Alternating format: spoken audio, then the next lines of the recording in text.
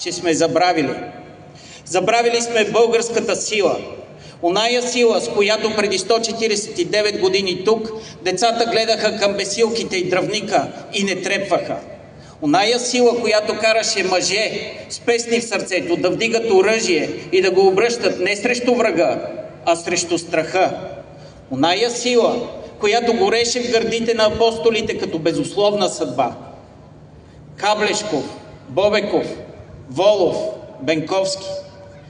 Техният подвиг не е просто текст в учебниците. То е болка, кръв и огън. И ние не сме достойни да говорим за този подвиг, ако с всяка дума не усещаме въглен в гърлото си. Знамето свобода или смърт не бе отплат. То бе обет, беше възкресение, извезано от райна княгиня, с пръсти на девойка, но сърце на светица. Тя не само го уши, тя го понесе през ада, през затворите, през гаврата и устоя. И редом до нея вървяха другите герои, но не звенци, а звериги.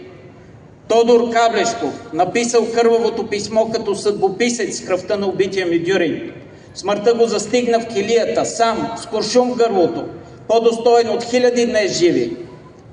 Георги Бенковски, поет с пушка, лъв на кон, гор до края, предаден от овчар и обграден в Тетевенската гора. Куршум в главата.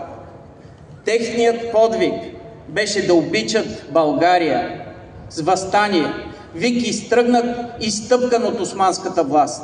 Тя го потуши с желязо, с огън, с дръвника тук под Спасов ден, в Батак, в Перущица.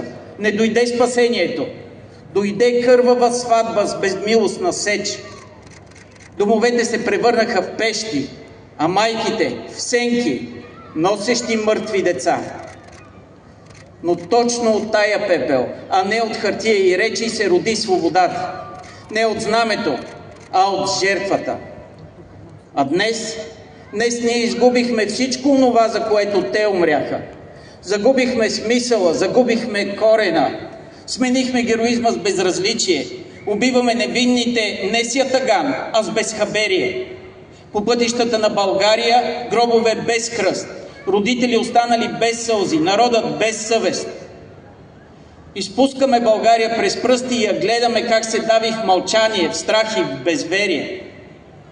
Народът ни се пръсна като шепа пепел и ние, децата на героите, се превърнахме в ратай на чуждото. Станахме дребни, сиви и глухи. Забравихме да бъдем великани, забравихме да бъдем българи. Но днес, от това място, Панагюрище, бунтовният олтар, ви казвам, не е късно, но е последно. Това е последната наша България. И ако ние сега не я спасим, не от чужденеца, а от себе си, всяка кръв пролята за нея ще бъде напразна. И ние ще бъдем прокълнати не от дявола, а от собствените си деца.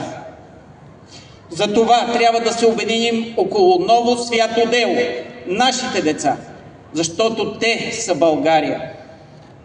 Живеем кратко, нямаме време за омраза, за разделяне, за глупава гордост, да си стиснем ръцете, един на друг да се доверим и изградим държава с ред, с сърце, с доблест. Такава държава трябва да оставим на децата ни.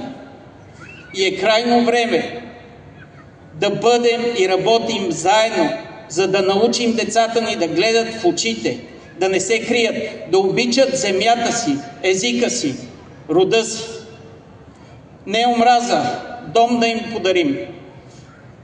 Не бягство, корен да посадим в сърцата им и да им оставим родина. И за това дело трябва да станем по-смели от онези апостоли през 1876-та. Да бъдем по-решителни, защото викаме не към смъртта, а към живота. Да бъдем по-дръзки, защото вместо оръжия трябва да въздигнем духа си. Нека бъдем онези, които пренасят пламъка на героите. Нека бъдем онези, които се наричат не потомци, а наследници. Нека нашите деца не четат за свободата, а живеят в нея. И тогава, само тогава можем да кажем на Каблешков и на Бенковски: вие не умряхте на празно. Вашият пламък още е в нас, а тук, в Панагюрище, преди и завинаги, свободата не мълчи. Да живее българския дух! Да живее България!